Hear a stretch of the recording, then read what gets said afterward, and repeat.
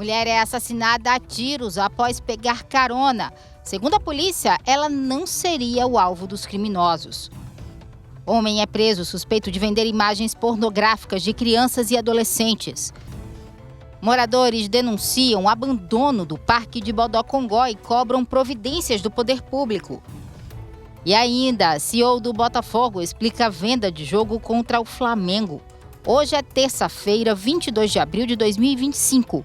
E o Borborema Notícias começa agora.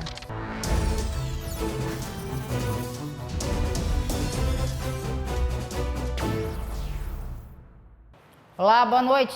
A gente abre essa edição destacando que a polícia registrou a morte de uma mulher na cidade de Livramento. O assassinato aconteceu quando ela pegou uma carona e, segundo a polícia, ela não seria alvo dos criminosos. As vítimas estavam neste carro. José Herculano dos Santos, de 48 anos, conduzia o veículo, enquanto Maria do Socorro da Silva Paulino, de 61 anos, tinha pegado uma carona. Eles foram alvo de disparos de arma de fogo. José Herculano perdeu o controle do veículo. Maria do Socorro morreu na hora atingida pelos disparos e José Herculano saiu ferido. Maria do Socorro não seria o alvo dos assassinos. O crime aconteceu ontem por volta do meio-dia em uma estrada no município de Livramento, no Cariri paraibano. A delegada Mairã Moura, seccional de Juazeirinho, explicou o caso. Indivíduos interceptaram o veículo automotor que se encontrava a vítima Maria do Socorro, de 61 anos de idade, que vinha de carona no veículo conduzido pelo senhor José Herculano, quando indivíduos passaram a efetuar vários disparos de arma de fogo, vindo a ceifar a vida da senhora, de 61 anos de idade. O motorista foi socorrido, no momento encontra-se no Hospital de Trauma de Campina Grande e equipe de policiais civis da DHPP da 23ª Delegacia Seccional estão em diligências no intuito de prender os indivíduos que praticaram tal barbárie. A médica Raíssa França disse que o paciente José Herculano, que encontra-se internado no Hospital de Trauma, está consciente. Olha, um homem foi preso suspeito de vender imagens pornográficas de crianças e adolescentes. O suspeito se passava por adolescente nas redes sociais. Policiais da Delegacia de Repressão a Crimes contra a Infância e Juventude prenderam um acusado de se passar por uma adolescente. No celular dele, a polícia teve acesso a imagens pornográficas de outras adolescentes. Essas imagens ele extorquia e vendia para outras pessoas. O delegado Rafael Pedrosa explicou o caso. Essa investigação teve início quando a Polícia Militar trouxe um indivíduo que já é investigado por participação em crimes de homicídio. Ele tem todo um passado criminoso. Então, verificou-se que ele tinha rompido a tornozeleira eletrônica, estava cumprindo pena em regime aberto, e a Polícia Militar trouxe também seu celular. Ao trazer seu celular, nós apreendemos e representamos pela quebra de sigilo de dados. Com a quebra de sigilo de dados, descobrimos que tinha inúmeras conversas dessa pessoa, ele se passando por uma adolescente e extorquindo várias vítimas. Ele tinha toda uma rede de apoio de pessoas que ofereciam essas imagens de adolescentes para ele, em posições eróticas, em cenas pornográficas, e ele oferecia esses nudes para as pessoas em troca de Pix. Inclusive, o Pix utilizado seria o de sua companheira, né, que também está sendo alvo da investigação, além de outras pessoas, né? Com essa quebra de sigilo de dados, também descobrimos que existiam conversas relativas a tráfico de drogas, cujas informações serão compartilhadas com a DRE, e também comércio ilegal de arma de fogo. Então, é um investigado que é uma prisão bastante importante, que nós reputamos aqui na delegacia, por ser uma pessoa ligada a diversos crimes. Delegado, ele repassava as imagens dele e também dessas pessoas que entravam em contato com ele para outras pessoas?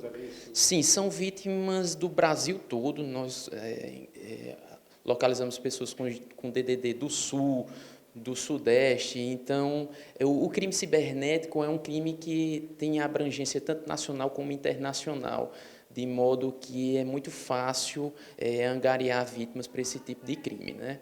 Então, mas assim, o conteúdo principal era que ele se passava por adolescente justamente para ter vantagem financeira e pecuniária. Quer dizer, se passava por mulher inicialmente? Isso, se passava por mulheres, tinha perfis falsos e, notadamente, se passava por adolescentes. O homem tem 39 anos de idade e encontra-se recolhido à carceragem da cidade da Polícia Civil.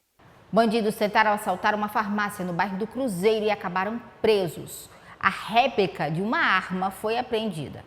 O alvo dos ladrões foi uma farmácia localizada na Avenida Almirante Barroso, no bairro Cruzeiro, ontem à noite por volta das 9 horas. Mas a ação dos assaltantes não foi nada lucrativa. Os dois acabaram presos em flagrante numa incursão realizada pelo Rotam. A Polícia Militar, através do Rotam, realizava motopatrulhamento tático na zona sul da cidade, quando foi repassado via rádio de que haveria um assalto em andamento num estabelecimento comercial, em uma farmácia, no bairro do Cruzeiro. Rapidamente os águias se deslocaram ao local e nas redondezas encontraram os dois indivíduos com um simulacro de pistola.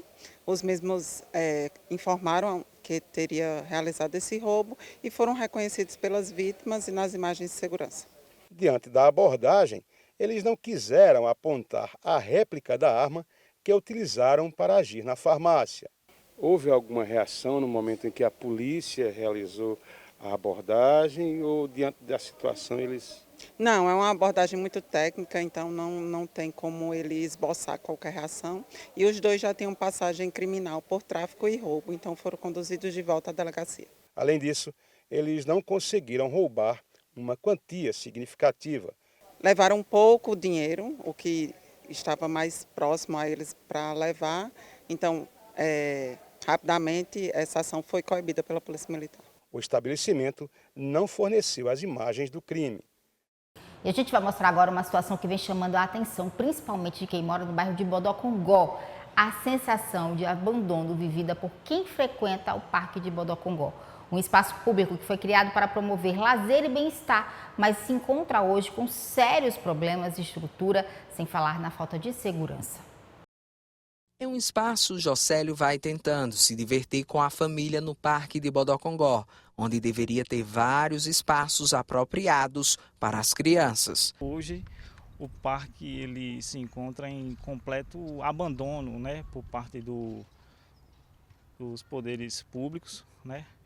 É um local onde se houve um grande investimento por parte do poder público, mas que hoje, infelizmente, ele se encontra nessa situação. Trago minhas crianças para cá e, infelizmente, elas hoje não têm, eu posso dizer assim com toda certeza, que não tem um local para brincar. Porque os brinquedos que estão ali, os balanços, estão completamente danificados.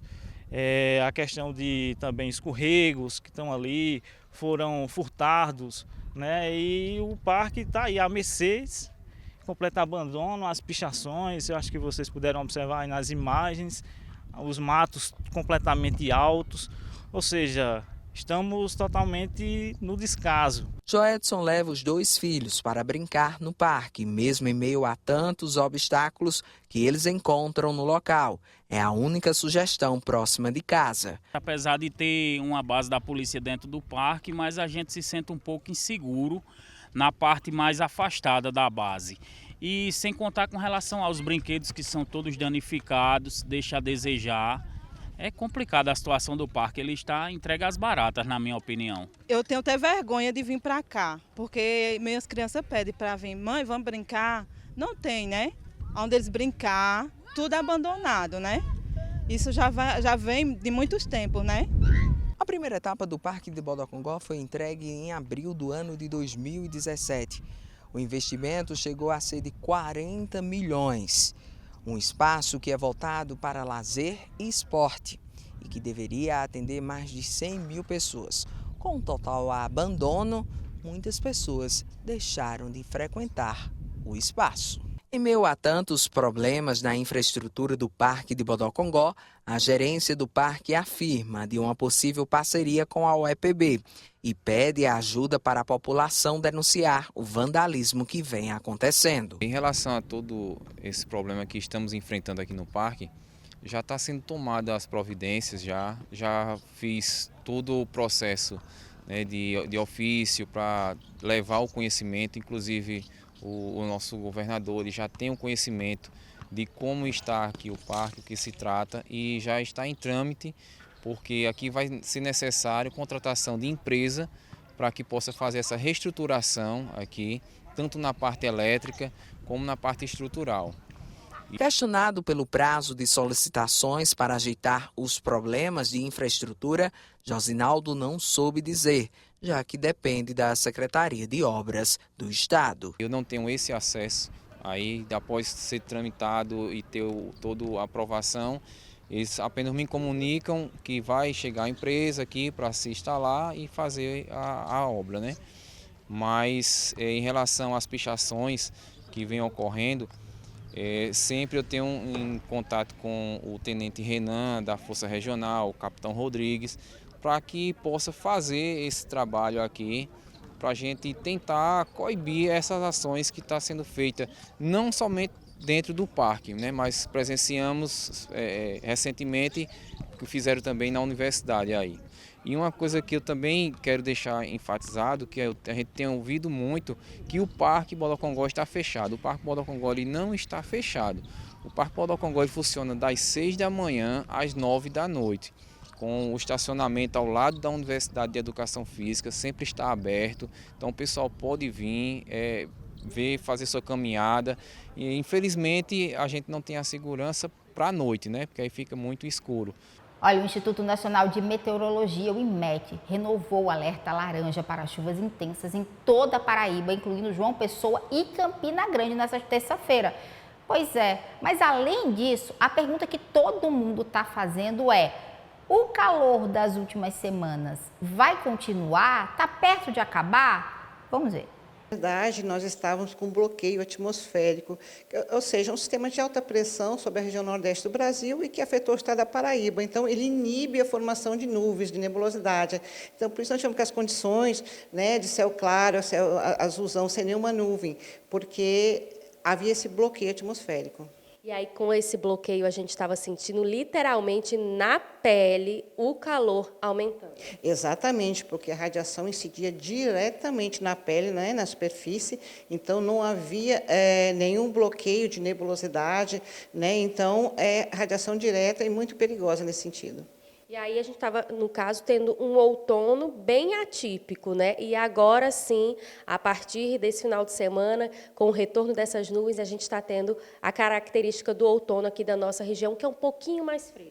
Exatamente. Esse bloqueio ele já entrou em dissipação, então agora a tendência é a concentração de nuvens aumentar mais, que é característica nessa época do ano já nas regiões do litoral, do Brejo e Agreste, já deve começar o período mais chuvoso, né? Que vai de abril até julho.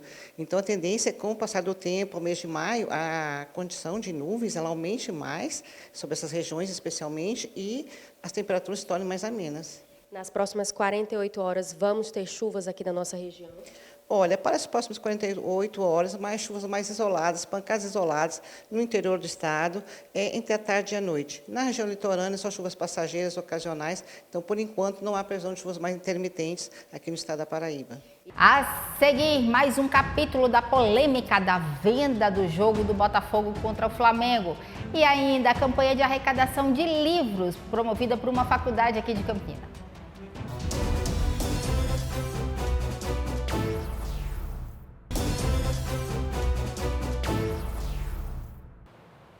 E a gente volta falando de esporte, mais precisamente do Botafogo. Pois é, olha, ontem Marcos Vasconcelos mostrou aqui no BN que o Belo decidiu vender o jogo do Flamengo, né, pela terceira rodada da Copa do Brasil. Ao invés de João Pessoa, a partida vai ser em São Luís do Maranhão. Pois é, e hoje a gente mostra o que o CEO, né, o todo-poderoso lá do time, falou sobre esse assunto. Em detrimento à questão do jogo da Copa do Brasil, criou-se uma situação, depois que nós anunciamos que nós manteríamos o jogo aqui em João Pessoa, bastante desconfortável, né? E não era essa a nossa ideia. A nossa ideia era justamente dar um conforto muito grande para a nossa torcida, trazer a torcida toda para um lado onde comporta 12 mil pessoas, um lado maior, dar um conforto para ela, estar junto, e a torcida do nosso adversário no lado oposto. Evidentemente que nos causou uma estranheza, e depois nós acabamos nem comunicando, porque mesmo estando do lado oposto, hoje nós iríamos comunicar que só entraria com a camisa do nosso adversário naquele local onde fica específico a torcida do adversário. Não teria um número maior de torcedores com a camisa, até porque nós não aceitaríamos em nenhum outro espaço do estádio entrar com a camisa que não fosse do Botafogo. Nos causou uma estranheza muito grande isso. Mas como nós guardamos hoje para falar sobre essa situação, causou um desconforto para a gente, causou um desconforto para a torcida, e o que nós precisávamos fazer em relação ao futebol, que é ponto fundamental para nós, é claro que nós queremos um desempenho muito bom dentro de campo, diante do jogo da Copa do Brasil, e é claro que nós queremos também um desempenho financeiro nesse jogo, que é um momento importante para a gente. Nós temos a condição de antecipar muita coisa, principalmente nessa reestruturação física, tendo uma boa margem dentro de um jogo importantíssimo contra uma equipe importante. Então, o que aconteceu? Causado todo esse desconforto aí, nós estudamos qual seria a melhor maneira, que seria essa, e muita gente não entendeu esse nosso lado. E para não aumentar esse desconforto, para não causar uma situação pior ainda, nós estamos comunicando aqui hoje que esse jogo da Copa do Brasil, ele será realizado em São Luís do Maranhão. Nós passamos o jogo para lá, e justamente para não causar mais nenhum tipo de dano, nenhum tipo de estranheza, para que a gente chegue aos nossos objetivos. Recebemos uma proposta que muita gente não acreditou, mas ela segue sendo maior do que foi ventilado, o maior valor aqui na nossa imprensa e na mídia em geral. O valor em contrato a gente não pode, porque nós temos cláusula de confidencialidade, mas ele é superior ao maior valor que foi colocado, que foi vazado aqui em algumas... É um valor maior do que o maior valor que foi colocado aqui. Não muda o nosso planejamento. O planejamento segue igual. O que muda é que nós podemos antecipar muita coisa da questão estrutural, que nós já estamos fazendo. Polêmicas, polêmicas, polêmicas.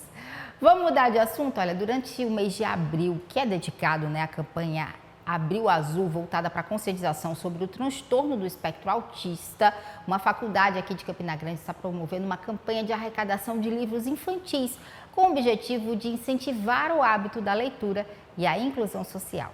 Quando a gente surgiu com a necessidade, foi vinculada à própria demanda. Então, a gente está na faculdade desde 2012, a gente tem atendimento clínico em psicologia. E surgia cada vez mais necessidade de atendimento à criança com TEA. Então, a gente entende que a criança com TEA ela tem uma necessidade específica, tendo como base o próprio espectro. E a gente entende que a terapia tradicional ela não abarca tão plenamente essa criança. E aí, nesse período, o professor Martins, que é o nosso reitor, ele chamou o setor, né, e a gente conversou sobre isso. Como eu era professora que tinha uma formação na área, eu fui convidada a abrir uma liga. Essa liga ela tem um representante estudantil, então, um grupo de estudo e formação, e a gente começou a providenciar supervisões específicas para o atendimento dessas crianças dentro do modelo da análise comportamental. Então, a gente começou inicialmente um grupo pequeno, hoje a gente atende mais de 30 crianças no modelo realmente de análise comportamental, utilizando instrumentos como Portage para fazer a avaliação inicial, plano de intervenção individual, e a gente tem ótimos resultados a partir daí. Dentro desse contexto de expansão, cada vez mais pessoas foram se capacitando e os projetos foram se conectando. Dentro da universidade também existe o projeto Ser Leitor. E nesse contexto do Abril Azul, do mês de conscientização em relação ao espectro autista, esse projeto criou essa campanha de doação de livros que são direcionados especificamente para esse público, além, claro, do treinamento de pessoas que vão estar atuando junto a essas crianças no momento da leitura, para que elas possam ter um desenvolvimento cada vez mais adequado. Eu queria que a Francenice Holanda, que é bibliotecária aqui da universidade, pudesse explicar para a gente quais são os dias e horários e quais são os tipos de livros que as pessoas podem doar para o público com o espectro autista. Então, nós estamos recebendo na unidade da Unasal Estação Velha, de 8 às 10 da noite, né, livros infantis. Sabemos da necessidade, né, a leitura como ponte importante para essa função, né, no aspecto autista, é inclusivo, é social, é uma ação concreta. Então, a gente sabe que o hábito da leitura facilita muito a comunicação e a interação da criança com o mundo atual. E é importante que seja um livro em bom estado de conservação, que naturalmente possa ser reaproveitado. Isso, livro com bom estado de conservação, que você tem em casa, que a criança já cresceu, e aí traz para a gente que o projeto vai acolher com muito carinho. Faremos uma seleção, porque sabemos que cada criança tem uma particularidade.